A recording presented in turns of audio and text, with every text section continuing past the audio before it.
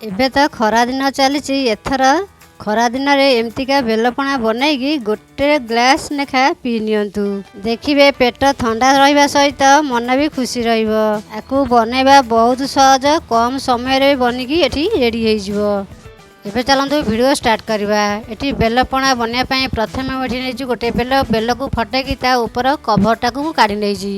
ଏବେ ଗୋଟେ ଜାଗା ଦିହକୁ ମୁଁ ଦେଇଦେଇଛି। ସେଥିରେ 2 ଗ୍ଲାସ୍ ପାଣି ଦେଇକି ଆକୁ ଭଲ ଭାବରେ ଆମେ ଚକଟି ନେବା।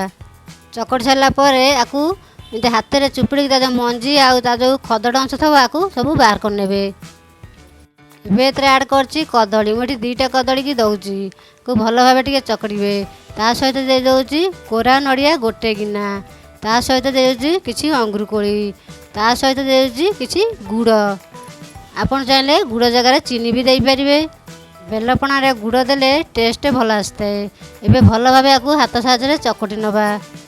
ଏବେ ଏଥିରେ ଆଡ଼୍ କରିଛି ଗୋଲମରିଚ ଗୁଣ୍ଡ 1/2 ଚାମଚ। ଆକୁ ଭଲ ଭାବେ ଏମିତି ଫେଣ୍ଟି ନେବେ। ଏଠି ଆମର ସୁପର ଟେଷ୍ଟି ବେଲପଣା ବନିକି ଏଠି ରେଡ଼ି ହେଇଗଲା। ଏବେ ଗ୍ଲାସ୍ ଦିହକୁ ମୁଁ ସର୍ଭ କରୁଛି।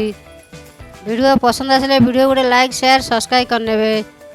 ବେଲପଣା ଘରେ ନିଶ୍ଚୟ ବନାନ୍ତୁ। କେମିତି ଲାଗିଲା କମେଣ୍ଟ ସେକ୍ସନରେ ନିଶ୍ଚୟ ଜଣାନ୍ତୁ। ଆଜି ପାଇଁ ରହୁଛି। Thank you.